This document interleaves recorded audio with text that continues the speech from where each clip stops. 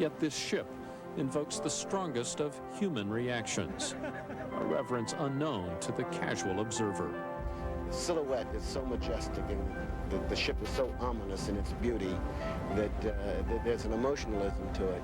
It's just almost $1 for a man to love a piece of metal like I love this ship. The Battleship Wisconsin, the last of her breed, a relic of World War II.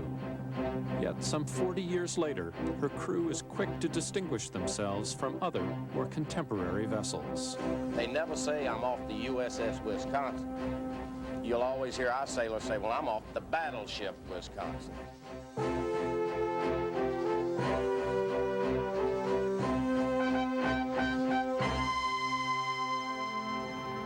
She is both beautiful and the last of her kind. She remains the embodiment of American sea power.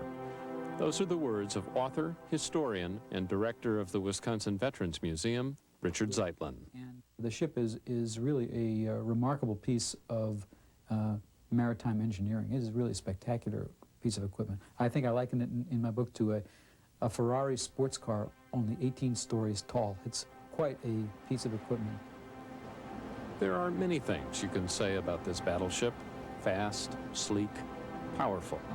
All are accurate, but all fail to capture the one element, perhaps more than any other, which defines Battleship Wisconsin, her 16-inch guns.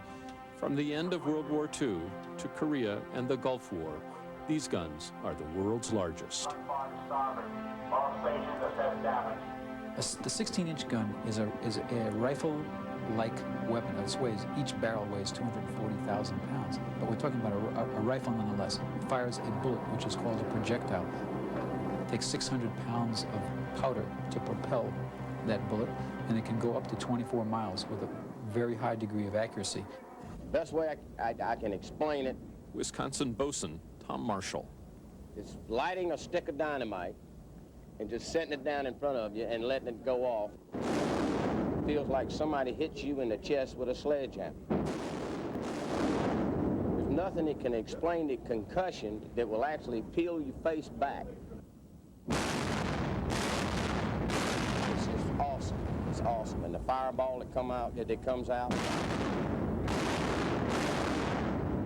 there's nothing that will ever compare with it. Nothing.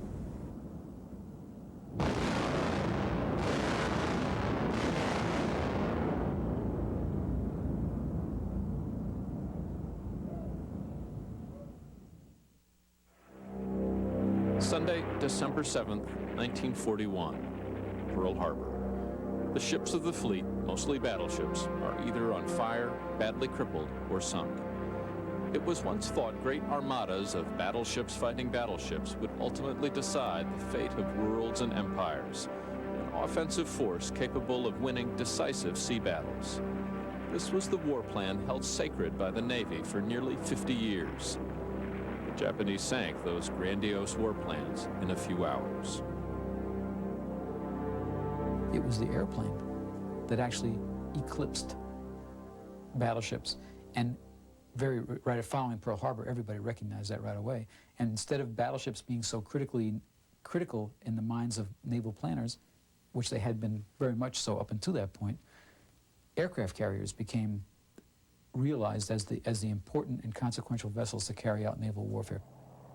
So, with an uncertain future and ambivalent mission, the Navy struggles with what to do with their battleships. At the time of Pearl Harbor, 4 super ships are in various stages of completion. Collectively, the 4 are referred to as the Iowa-class battleships. They are the Iowa, New Jersey, Missouri, and Wisconsin. And the Iowas were the last class of battleships manufactured by the United States, and they have this kind of, well, the uniqueness of being the last. The USS Wisconsin was the last battleship produced.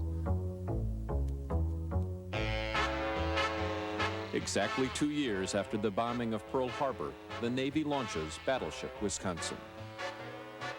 Well, the launching was at Philadelphia, the Philadelphia Naval Yard, and the governor of Wisconsin's wife, Madge Goodland, the governor's wife, was there to dedicate the ship. It was a glorious moment for the state of Wisconsin. A glorious moment for a glorious ship. Nearly 3 football fields long, 108 feet wide, a crew of 2,700 men. But glory turns to reality as the Wisconsin joins the South Pacific Fleet for the last chapter of World War II. How much I do recall the idea of coming topside when we finally joined the fleet out at sea. And from horizon to horizon, I saw nothing but American ships. At the age of 22, Ted Blahnik is already a veteran of war. He survives the bombing of Pearl Harbor. He survives the sinking of the Helena at Guadalcanal. And he feels he will survive on board the USS Wisconsin. Because, you know, here I'm on this big battleship. I got 18 inches of armor plate. I don't have to really worry about too many torpedoes sinking this thing. So it was more of a feeling of, I had a hell of a lot more security. The battleship is a very sturdy piece of equipment. There's just no way around it. It is a very strongly built, robust, solid, easily defended, high protection, very secure piece of equipment, very secure place to be. World War II provides a mission for Wisconsin, a focus born from a desperate act from a desperate enemy who brings to war an almost unthinkable new weapon, the Kamikaze. You know, the Kamikaze, you might look at that as the cruise missile of the 1940s. It did have a person in it. It was not a guided missile, but nonetheless, that was the same idea, same size. A small airplane loaded with a bomb on a one-way mission, you know, just trying to crash into it. It's very much like what a cruise missile like an Exocet is today. Ted Blahnik is on one of the several 40-millimeter gun mounts the Wisconsin carries, guns specifically designed to shoot down airplanes. You put that plane in your sights, you pull the trigger, and you hope that you're going to hit the darn thing. The Japanese were going after carriers and they were going after destroyers. And consequently, they didn't throw up the battleships very much. Battleships were there mainly to protect the carriers. While the war continues, a second mission emerges. While originally designed to sink other battleships, the large 16-inch guns protect the Army and Marines landing on Pacific beaches. If I remember correctly, it was Easter morning that we were bombarding Okinawa and helping the troops to come ashore. Later on in the war, we did go up and we bombarded the island of Hokkaido and a steel mill, as I recall, at Hokkaido. In the waning days of the war, Blahnik is transferred off his gun mount to a job below deck. Inside his compartment, he finds a record player. And I always remember, and you probably don't remember it or never even heard of it, but it was a song called The Hills of Home, sung by Richard Crooks. Beautiful. And so all during the time they were bombarding and things like that, I was sitting down there listening to the record player.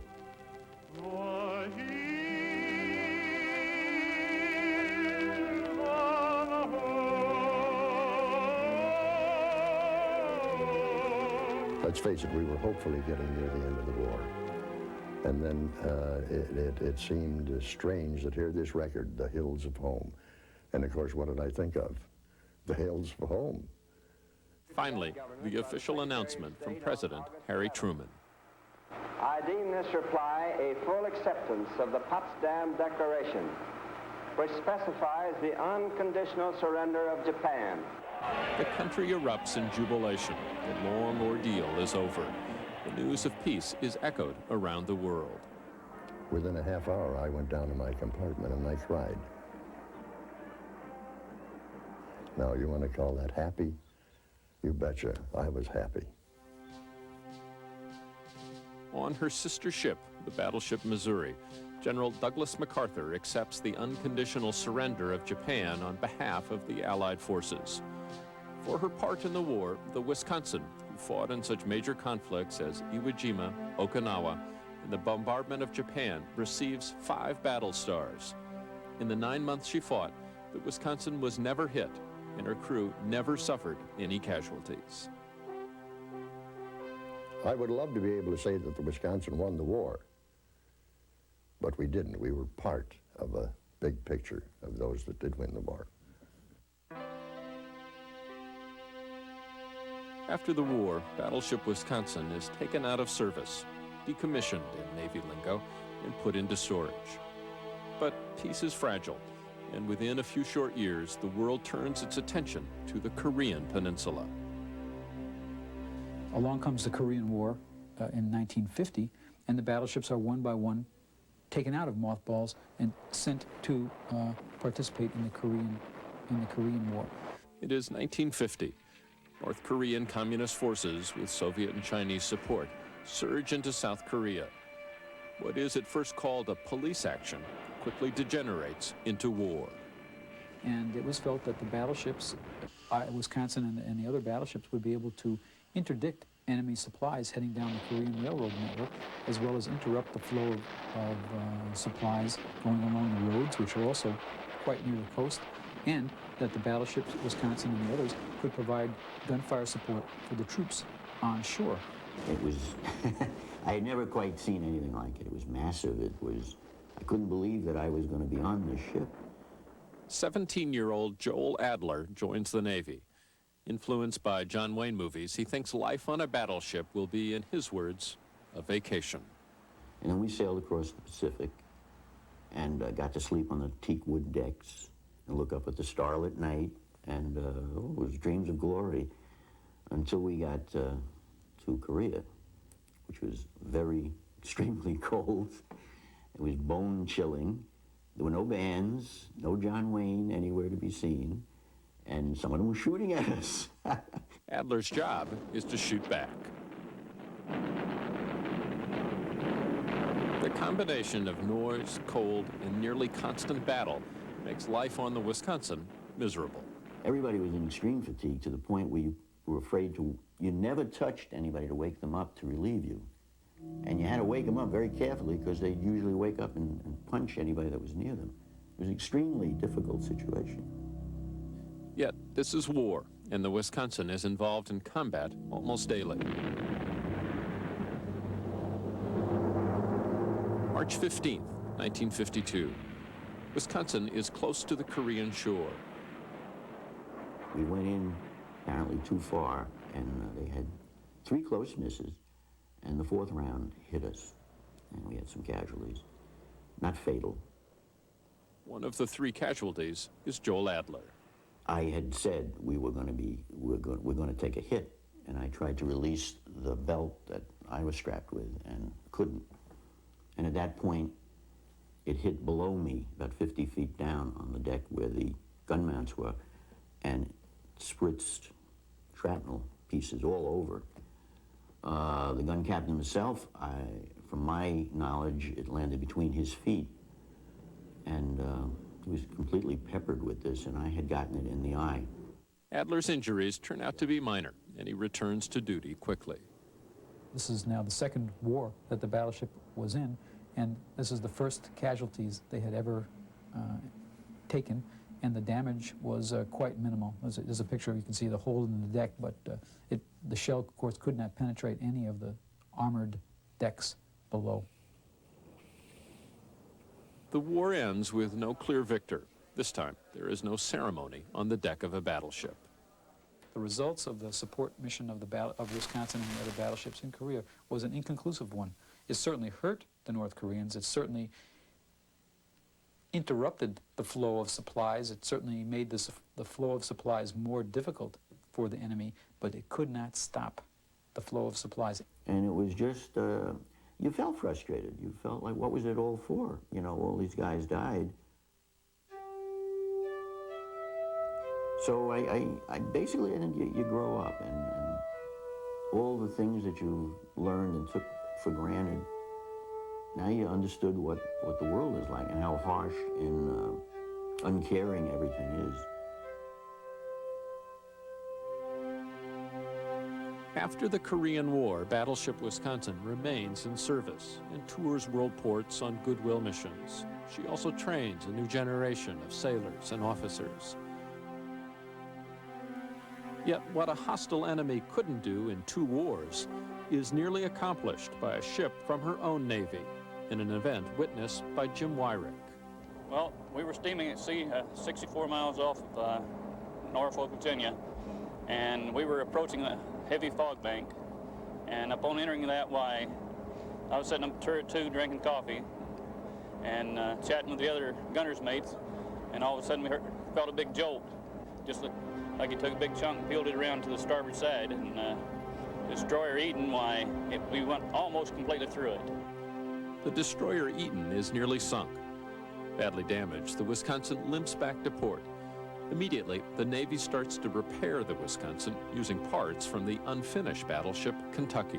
The front end of that ship was removed from the battleship Kentucky, which was never going to be finished, and placed, riveted and put onto the battleship Wisconsin, which makes the battleship Wisconsin, I think, 11 inches longer than the other Iowa-class battleship. So not only is the Wisconsin the last battleship, it's the biggest battleship. But such distinction could not save the Wisconsin or her sisters. This was peacetime, and by 1958, all 4 ships were decommissioned and put into mothballs, leaving the Navy without a battleship for the first time since 1895. They figured it would be the end. And so that was sort of deep storage, you might say, just closed down, buttoned up tight, not really a particularly good job of storing it either. I think that it was felt that they would be scrapped. It was felt that they would never be called into service again. The battleship Wisconsin lays at the Philadelphia Navy Yard, comatose, if not dead. Grass grows between the seams of her once beautiful teak deck. Her bell never rings, only rusts.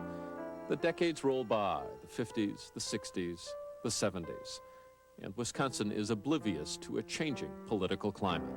In the late Carter years, it was felt that the United States had allowed its military forces to slip below what was prudent.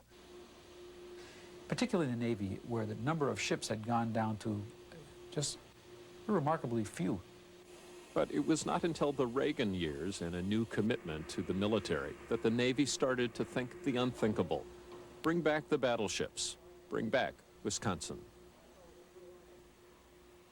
This ship was paid for by taxpayers of some decades ago, and it indeed is like the car that is owned by the little old lady who only uses it on Sunday to go to church. It may be of an older model, but it is very low mileage. Wisconsin was commissioned in '44.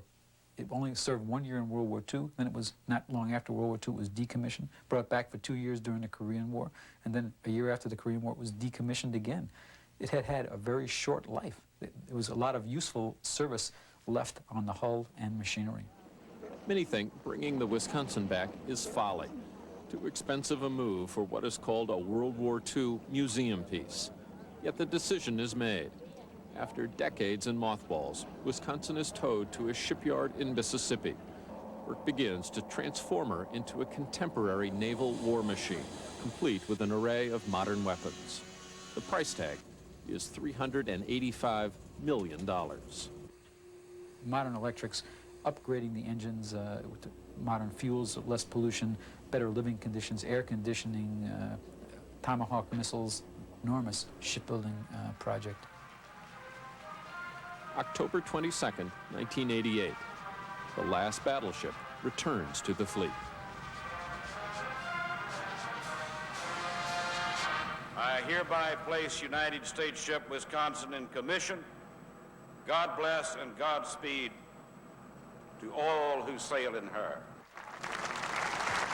A giant ship is awakened after 30 years of sleep.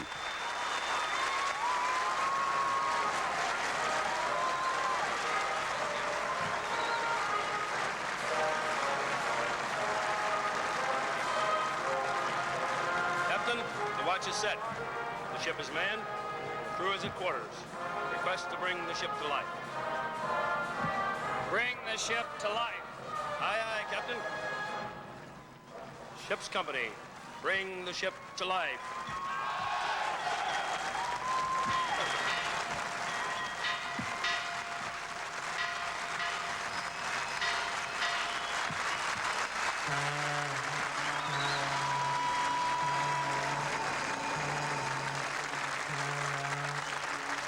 Critics complain the Wisconsin's recommissioning is a waste of money and question the usefulness and modern-day mission of a World War II-era vessel. But the world political landscape changes abruptly. August 1990. Iraq invades Kuwait, and the battleship is called to arms, dispatched to the Mideast. Ship's bosun, Tom Marshall. From Norfolk to the Straits of Gibraltar, we made it in 4 days and 16 hours. And it was the first time in my life I ever got jet lag on a ship.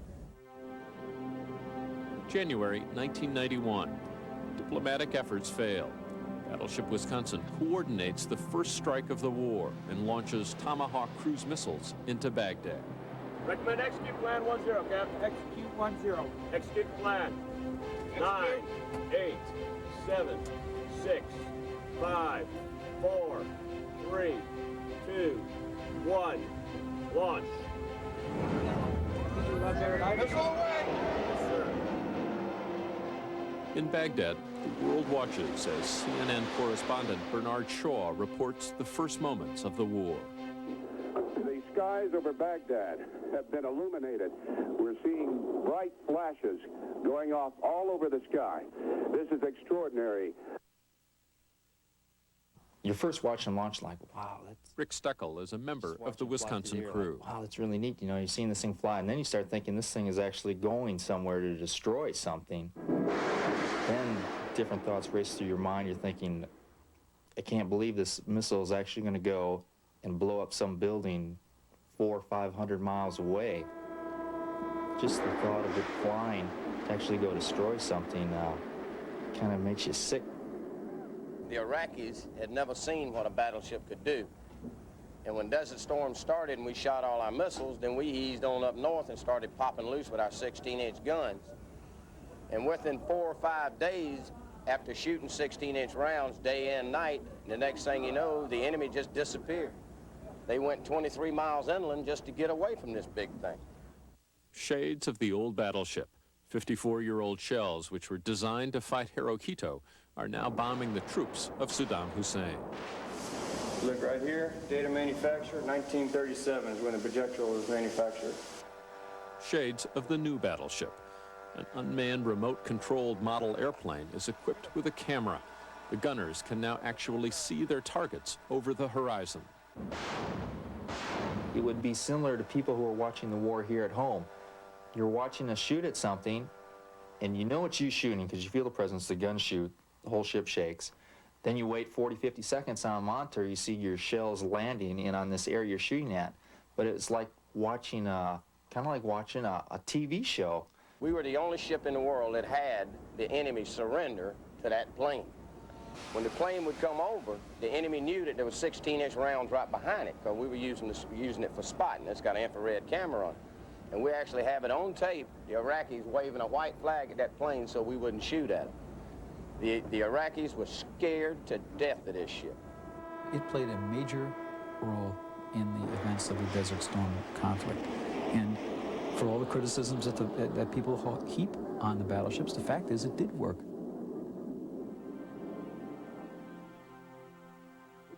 With the business of war taken care of, the Wisconsin heads home.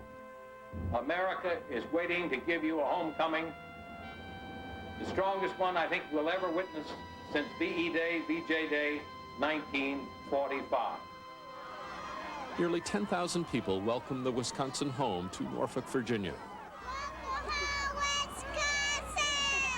Mostly parents, wives, and children, those who have not seen their sailors for 233 days.